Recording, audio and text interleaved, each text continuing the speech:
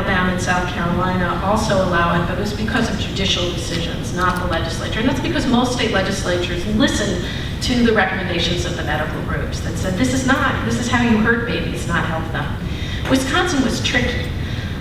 They didn't pass a law, they didn't pass a criminal law. What they did was they amended their children's code.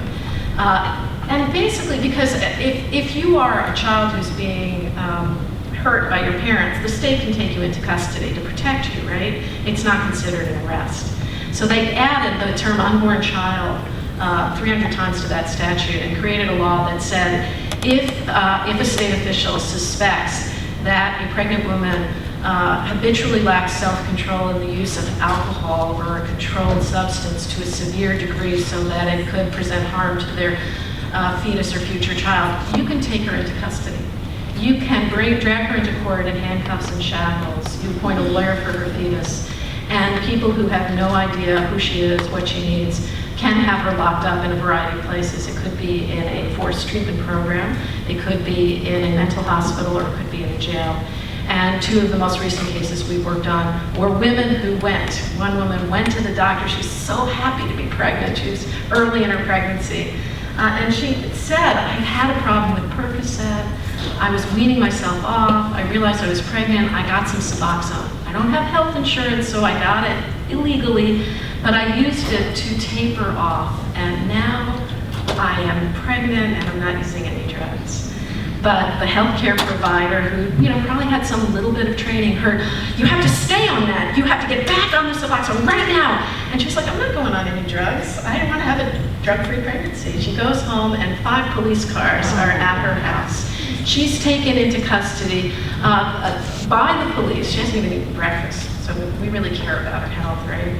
And she's dragged to an emergency room where she gets an initial exam, and the doctor, she's not saying anything because everything's going to be used against her, says she looks fine, the fetus looks fine.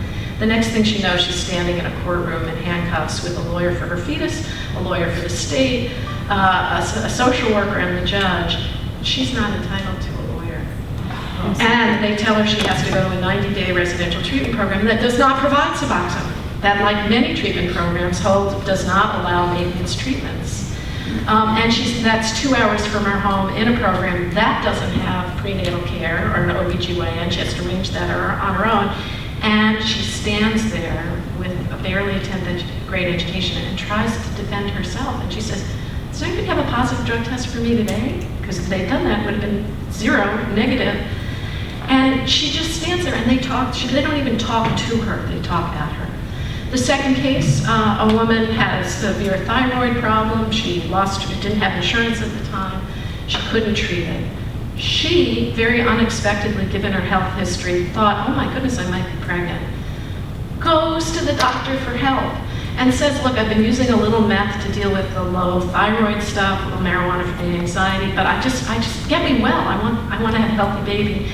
And the next thing she knows, there's some hearing that she's not even at, deciding that she has to be locked up in some kind of treatment program when her health problem is primarily the thyroid problem.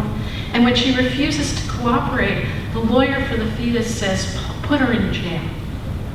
Now, if we take this seriously, I think that lawyer for the fetus ought to lose his license. Because the last place you want to put, if your only concern is the health of the unborn child, you would not put the woman who is nurturing it in a prison. And she goes to jail, where she's put in solitary confinement. She doesn't get her medication for 2 days, and she's threatened with being tasered. This is the case that we are allowed to go forward with to challenge that law, none of which the terms in that law are defined, and it applies to any pregnant woman who uses any amount of alcohol or drugs can just be picked up at any time and locked up. Hi, Mr. Castelli, you mentioned there were 28 prosecutions in Tennessee. What happened with those women? Are they still having children? Are they in jail? We know some of them haven't been resolved. Some of them, I think, several of them, they pled guilty.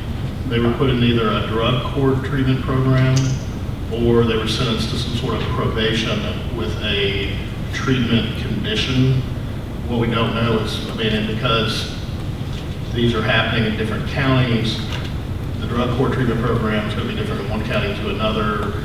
The condition of treatment may be you have to go inpatient, maybe you have to do something that's non-residential. It kind of is varying from circumstance. One was, I think what they did was called a retirement, a 6-month retirement, where they kept the case pending for 6 months while she completed some sort of program, and then they dismissed the case. That was actually the first prosecution in Tennessee, which was under the law should have been prosecuted anyway because it was a meth case. One woman has gone to jail that I'm aware of, and maybe more now. The problem is that because some of them are being charged, or they're initially being charged as misdemeanors, and Lynn mentioned that that's changing, and we're seeing more felonies charged because prosecutors, I think, are getting bolder and saying we can bring child abuse charges now, we can bring aggravated assault charges now, even though this law, we were told, wouldn't open that up. But the misdemeanor charges, you know, we're seeing a lot of pleas, or if they're actually fighting them, it takes a while for something to work its way through the criminal justice system to trial, so they're pending. Probably the worst case that I've heard about was one where the woman was in a treatment program. She was on probation for other charges. She has her child, the child's born. There's some evidence of withdrawal. 5 days after the child's born, she's arrested. Her probation has been violated, and the treatment program that she was in kicks her out because she has gone to jail for violation of probation. So basically what this law did was get somebody out of treatment rather than keep them in. So, but that's kind of what we know is happening with some of these prosecutions around the state. And the Nation magazine did some investigative reporting, and you'll hear probably more from Sheree Scott and others today, that women are avoiding prenatal care. They're driving to North Carolina to deliver. They're avoiding talking about their health problems. So drug court, by the way, just so you know, is you have to plead guilty. You have to say, I'm guilty, in order to supposedly get the health care that somebody thinks that you need. And then the conditions are very stringent. And, you know, I just wonder if we really think that judges and prosecutors should be determining what treatment we get. Should we have pregnancy courts? Let's, you know, that's what those become. And so please don't assume that because it is called something that it sounds progressive and benign, that it is. These are systems of punishment run by people whose job it is to look for crime that should be punished. They are not your healthcare provider. And if none of you would go to the police or the child welfare agency or to a judge to ask for advice if you have a health problem, we shouldn't assume anybody else should have that circumstance either, I would think.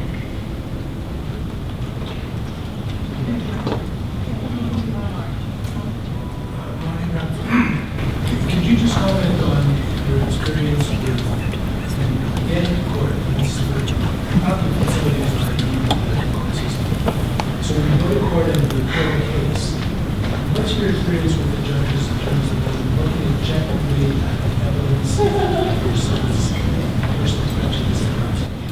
The question from Dr. Abrahams is, you know, what's my experience once you get into court and do the judges look at objective evidence? And the answer is, as with the Tennessee law itself, what objective evidence was used to justify that law? What experts on NAS were consulted about whether it's something that should be punished? And what we know is we work very hard in the cases our small organization can work on to bring in experts. But what I will tell you is that they basically don't hear any science at all.